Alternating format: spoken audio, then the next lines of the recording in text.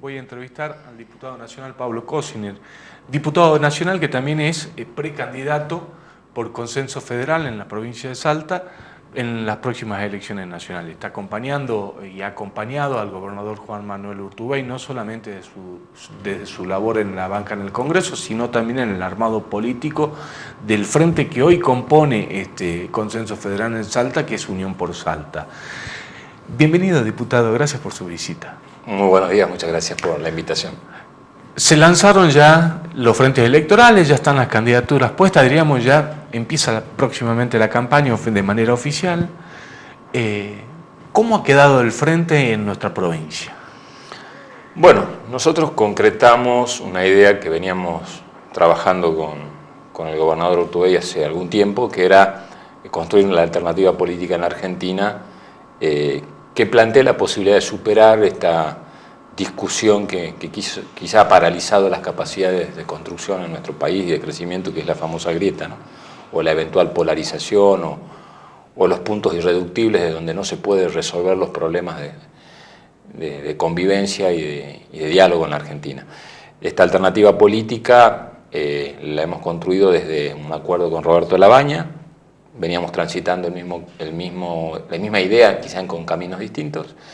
Y a partir de esta fórmula, Roberto Labaña, Juan Manuel Urtubey, se trabajó en Salta un frente político, que es Unión por Salta, distintos partidos, algunos que venían acompañando a Juan Manuel Urtubey en Salta, otros no, pero que han decidido priorizar una oportunidad histórica de tener un dirigente ya que ha trascendido la esfera de nuestra provincia, que está instalado dentro de lo que es la discusión nacional, como un referente de toda una agenda federal del interior y en una fórmula presidencial. Entonces, Unión por Salta, que es la lista que se ha presentado ayer, tiene también esas características, ¿no? Que ser una lista profundamente federal.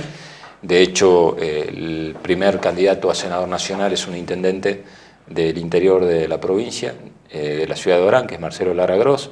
La segunda senadora es una senadora provincial de La Caldera, Silvina Vilés. La incorporación del sector gremial con el secretario general de los empleados del comercio, César Guerrero, que es una actividad muy pujante del sector privado y bueno, que realmente nos aporta el comprometerse por parte del sector gremial y el movimiento obrero en la lista de diputados nacionales. Me toca encabezar a mí y me acompaña Gabriela Martinich, que es una dirigente del departamento San Martín, de Tartagal, Francisco Paco Marinaro, que es el ex secretario de Salud Pública, un hombre que viene acompañando también la gestión de Urtubey hace tiempo, y Malvina Gareca, que es de la Organización de Mujeres Mumala, que viene desarrollando una agenda de género muy importante. De hecho, trabajamos con ella junto al proyecto de ley de emergencia de género que presenta en el Congreso. Y después también en lo que es la lista de suplentes, pero que para nosotros también tiene un aporte muy importante, está el intendente de San Antonio de los Cobres, Leopoldo Salva, dirigente de Rosario y la Frontera, Blanca López, el presidente de la Juventud Peronista, Nardo García, entonces, que es del Quebrachal, de ANTA. Entonces hay mucha representación federal y ese es el sentido de la lista, ¿no? Hablábamos de la grieta, esta grieta que en definitiva ha servido para estos dos grandes extremos, polos de poder, para tapar aquello que es el verdadero debate que tiene que tener la política, que es dar soluciones a los problemas de la gente, principalmente en el interior del país, un interior del país que no está conectado con los puertos, o sea, no tiene ninguna posibilidad de producción. ¿Cuáles son las propuestas que se están pensando desde el espacio?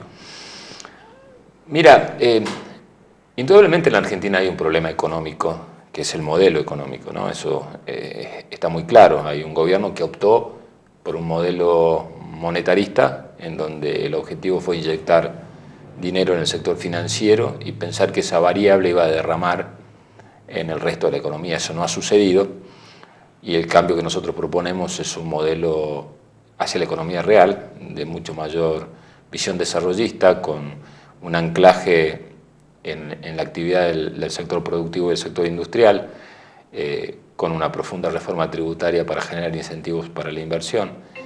Pero, perdón, Sí. Pero lo que claramente hay que modificar en la Argentina es la convivencia entre los argentinos, además de la cuestión económica. ¿Y qué es lo que vos decías de la grieta? El mantener tensionada permanentemente las relaciones en nuestra sociedad ha inmovilizado a la Argentina en su capacidad de consenso para crecer. Si nosotros seguimos en una Argentina de dos veredas, en donde si yo lo digo está bien, si vos lo decís está mal, cualquier idea, sin posibilidad de sacar del medio quién lo dice, sino qué es lo importante, más allá de quién lo diga, y si está buena la idea, más allá de quién la proponga, podemos realizar todos los cambios que creamos, pero si no cambiamos la manera de convivir en nuestra sociedad, van a seguir fracasando los gobiernos. O sea, el gobierno que viene, sea el presidente que sea, si el primer día no llama a un gran Consejo Económico y Social para acordar por lo menos 5 o 6 puntos de políticas públicas. Que una de las propuestas de Roberto Labaña. Que es una de las propuestas de Roberto Labaña, que lo planteó Juan Manuel Urtubey en la provincia con el Consejo Económico y Social y el plan de Salta 2030, en donde está el sector privado también discutiendo con el sector público. Con todas las cámaras empresariales. Con cámaras empresariales, con gremios, con partidos políticos, con iglesias, muy parecido a la Argentina de la postcrisis del 2001, en lo que fue el diálogo por la Argentina, el diálogo por la paz. Eso es lo que es la primera medida que hay que tomar, y es lo que nosotros proponemos, es acercar las diferencias en la Argentina. Obviamente que por ahí para los extremos de la grieta, que es funcional para que nada cambie y visto en una estrategia electoral, lo mejor es seguir tensionando. Pero me parece que no hay posibilidades en la Argentina, en un gobierno que no va a tener mayorías parlamentarias, porque el que gane no la va a tener que construir. Recomponer el proceso de diálogo en la Argentina es fundamental. Entonces tenés recomponer el proceso de diálogo, políticas de consenso, Consejo Económico y Social. Cuando nosotros decimos que el próximo jefe de gabinete tiene que ser acordado con el Congreso, porque hay que hacer al Congreso copartícipe de la responsabilidad de gobierno, no verlo desde afuera. Un pseudo parlamentarismo. Un parlamentarismo, claro. Usted ha hablado mucho de esto en la campaña y es un poco retomar el espíritu de la reforma constitucional que en su momento impulsó también Raúl Alfonsín, ¿no? Que no funcionó en que la no manera, funcionó porque el jefe de actual, gabinete, ¿no? Exactamente, porque el jefe de gabinete hoy no tiene esa base de consenso parlamentario, y sería muy importante, porque esta realidad política de la Argentina, de no tener mayoría parlamentaria quien gana, creo que se va a ir sosteniendo en el tiempo, ¿no? Por el tipo de relaciones de la política en nuestro país hoy. Entonces, y después la visión del aporte federal. A mí lo que me preocupa mucho hoy es que Juan Manuel Urtubey es el único dirigente proveniente del interior de la Argentina que está sentado discutiendo en una fórmula presidencial los futuros de la Argentina. Todas las construcciones son muy centralistas. Y eso, digamos, es muy complicado profundizar una tendencia que hoy hay. Yo siempre doy un ejemplo. Una sola obra de la Ciudad de Buenos Aires, que es el Paseo de Bajo, cuesta 36.000 millones ejecutarla. La totalidad de las obras ejecutadas y en ejecución en Salta en estos 4 años son 17.000 millones. O sea que casi una obra sola de la Ciudad de Buenos Aires duplica la inversión nacional en Salta. Si esta tendencia se profundiza, realmente no hay posibilidad de achicar las brechas de desarrollo en nuestro país. Hace unos días veía que el proyecto de la canalización del río Bermejo cumplió 111 años prácticamente. La comisión que tenía que ejecutarlo ya tiene prácticamente 40 años. O sea que una de las obras de infraestructura más importantes que tiene el norte argentino, no solamente que es una obra importante para Salta, también una obra importante para Bolivia, no tiene ningún tipo de ejecución. ¿Qué es lo que lleva a que el norte sea tan relegado en materia de infraestructura? También políticamente es algo que nos tenemos que empezar a preguntar, ¿no? Bueno, tiene que ver con claramente una tendencia que no se va a romper hasta que llegue alguien al gobierno que no tenga una visión de corto plazo. Digo, padrón electoral mata federalismo, dirían, ¿no? Sí. Es un poco para resumirlo. Es uno de los defectos que tiene el Pacto de Olivos, ¿no? O sea, ¿por qué digo esto? Porque vos podés llegar con el mejor discurso federal, te sentás en la Casa Rosada y empezás a ver el padrón electoral de cada uno de los distritos. Está claro que las orientaciones de las obras terminan siendo direccionadas de acuerdo a eso. Ahora, si eso se profundiza, no hay manera de de achicar las brechas de desarrollo. Porque después se ve esa visión cruel que cuando muere un chico por desnutrición en Salta, en Jujuy, en Chaco, Formosa, todo el mundo le duele, le impacta, se generan programas. Una obra trascendental. Ahora, cuando es necesario empezar a dar vuelta los criterios de inversión para que esas tendencias cambien, eso no se da. Entonces, por más esfuerzo que pueda hacer cualquier gobierno provincial, sea del signo político que sea, es imposible avanzar en cuestiones estructurales si no hay un marco de desarrollo económico nacional que te acompañe. Doy un ejemplo. Cuando nosotros aprobamos la ley PYME, dejamos establecido un artículo donde facultábamos al gobierno a establecer políticas fiscales diferenciadas para economías regionales y zonas de frontera. Sí. Hasta el día de hoy no hemos logrado que ese artículo se reglamente. Entonces, cuando después yo voy a discutir con el ministro Duhovne este tema, él me dice, bueno, pero nosotros competitividad no discutimos en impuestos, discutimos en infraestructura. Entonces digo, estamos fritos, porque tenemos que esperar 100 años en el norte para recuperar las inversiones que necesitaríamos en nuestra región. Creo que el tema del federalismo, pero concreto, ¿no?, que se refiere al federalismo, no de distribución de dinero, sino de cambio de condiciones de competitividad que sea en infraestructura o en logística, es el gran tema a discutir en la Argentina que viene. Alguien alguna vez tendrá que pensar y decir, está bien la Ciudad de Buenos Aires, pero con un ingreso promedio o el PBI por cápita que tiene Buenos Aires, digamos, es momento de esperar un poquito ya y empezar a volcar los niveles de inversión. Sí, hablamos de la canalización del río Bermejo, una obra que es tan significativa que Chocón, Cerro Colorado aporta 1.200 megabytes, esta aportaría 2.400. Claro. Son 15 represas hidroeléctricas, 2 millones más de hectáreas con posibilidades de riego. La incorporación, incluyendo el canal paralelo, son 12 millones de hectáreas en producción. O sea, cambiaría la matriz productiva del norte argentino concretamente.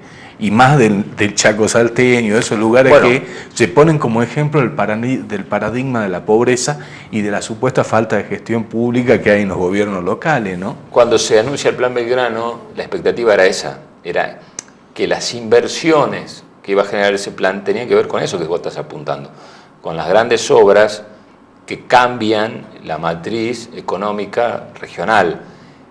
Se termina hoy computando como Plan Belgrano el pago de las UH, de las jubilaciones, de los radares, sí, como para llegar a un número y justificar. Y hasta los criterios de algunas obras son erróneos. A mí me parece bien que se hayan recuperado 800 kilómetros de vía del ramal que pasa por Anta, pero vos fíjate que la direccionalidad es hacia el puerto de Rosario. Rosario, yo quiero ir hacia Barranquera, y nosotros lo que claro, o queríamos que nos recuperen el ferrocarril Belgrano en el ramal C14 hacia Chile para avanzar hacia los puertos del Pacífico.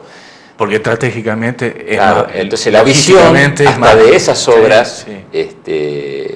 Digamos, si vos analizas la recuperación de los ramales de ferrocarriles que se están haciendo, son todos con la dinámica hacia central. Rosario y Buenos Aires. Exactamente. Entonces ahí es donde vos te das cuenta el diseño de país, ahí tenemos profundas diferencias con este gobierno. Porque para un productor de ente es más barato mandar hacia Barranquera, Chaco y de ahí embarcarse a Rosario, claro, que manda en tren hasta Rosario. Es mucho más económico.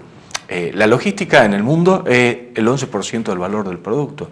En nuestro país va del 28 al 32%. Entonces, para el norte argentino es imposible competir de esa manera. Para el norte argentino, y ahora el tema logística que vos apuntás, va a ser central en la discusión del acuerdo Unión Europea y Mercosur. No tenemos chance de hacer nada, ¿no? Cualquier proceso de integración es muy bueno. Sí. Y este acuerdo puede ser muy bueno en la medida que la Argentina resuelva 3 problemas. Su sistema tributario, que comparativamente con la Unión Europea es mucho más complejo. El financiamiento, las empresas en la Unión Europea se financian a tasas que van del 0 al 4%, nosotros arriba del 10% todo. Y logística. En dólares, ¿no? Claro, hablando, sí. Y después logística, que es lo que vos decís. El costo de traer una inversión al norte. Ellos tienen el 11%, nosotros estamos entre el 29% y el 32%, entonces, dependiendo de dónde estés. Si la Argentina realmente quiere dar un salto cualitativo a mejorar sus posibilidades de crecimiento y sus posibilidades de integración, va a tener que resolver esto. Esto según datos del Banco Mundial, o sea que son datos de ellos mismos, claro, ¿no? hablando del tema del acuerdo con Mercosur, un acuerdo que por ahí yo estoy en contra de todo tratado de libre comercio, así, porque sí, diríamos como hecho natural, por la duda, ¿no? Ahora, la baja de aranceles también repercute en la economía local porque va a hacer que, por ejemplo, en auto, que el 25% de la quita de aranceles, esos autos sean aquí un poco más baratos de producir. Entonces, también tiene un efecto bueno la quita de aranceles. No es solamente los 4.500 millones aproximadamente de euros que se perdían en el cobro de aranceles. También va a haber cambios competitivos en la economía. Sí, a la medida que vos protejas tu producción local, por lo menos aquellos sectores que están en condiciones de falta de competitividad. Por eso yo digo que pasar obviamente de un mercado de 40 millones de argentinos a uno de 770 millones, como se plantea el acuerdo, puede parecer positivo. Ahora, por algo Francia dice... Ellos no quieren. Yo quiero verlo, porque depende de las cuestiones. Obviamente el sector agropecuario argentino debe estar muy entusiasmado en lo que es no tener aranceles para poder ingresar su producción a Europa. Hay que ver qué país se lo permite. Ahora, el sector industrial argentino puede estar preocupado en cuanto al ingreso de producción si no cambiamos algunas cosas en la Argentina. ¿Por qué? Exacto. Porque si vos no te preocuparía que ingrese producción de artículos importados si vos tenés tu industria fuerte para poder competir. Si tenés competitividad. Exactamente. Ahora vuelvo a decir, vamos a tener que revisar el sistema tributario, el sistema de financiación, logística, y obviamente hay cuestiones que tienen que ver con el sistema laboral que ahí sí requiere un gran acuerdo político, porque primero hay que resolver el problema de blanqueo de trabajadores. Bueno, estamos hablando de una economía que tiene un 45% de empleo negro, algo está mal dentro del sistema laboral, o sea, algo hay que rever. Yo estoy en contra de cualquier reforma también de por sí al sistema laboral, ¿no? Es que las reformas no requieren necesariamente tocar los derechos consolidados de los trabajadores. Yo creo que hay que buscar puntos de acuerdo en resolver, por ejemplo, el tema del trabajo negro.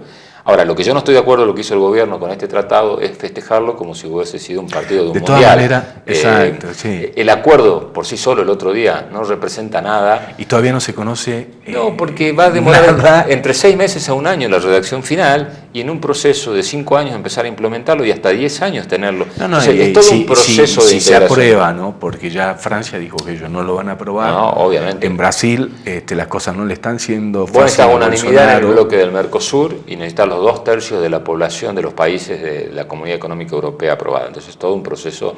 Es bastante complejo. Las 2 economías más chicas, las 3 economías más chicas del Mercosur...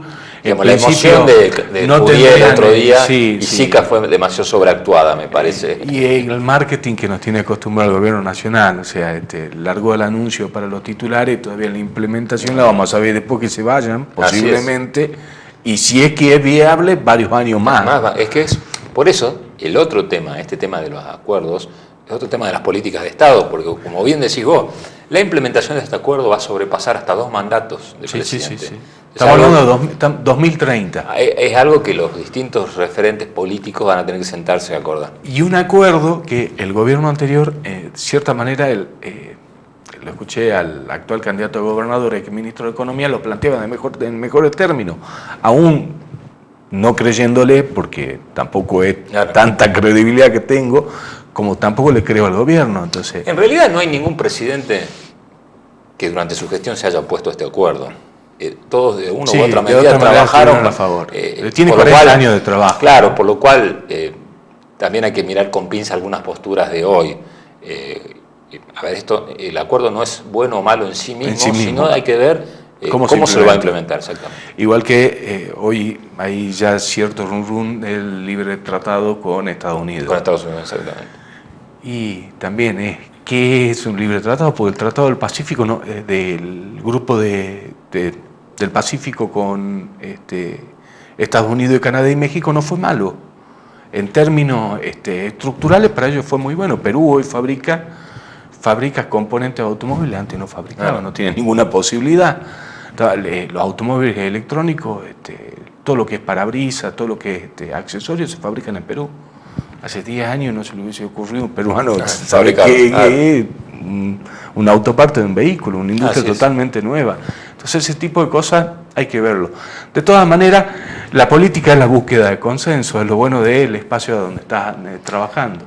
Sí, creo que es medular esto que venimos hablando, es medular desarrollarlo y ojalá que esta campaña dé espacio para discutir estas cosas. Si queremos pensar en una Argentina que realmente rompa esta inmovilización que tiene a partir de la confrontación permanente, o de esta grieta aparentemente irreductible, para avanzar en una etapa de crecimiento.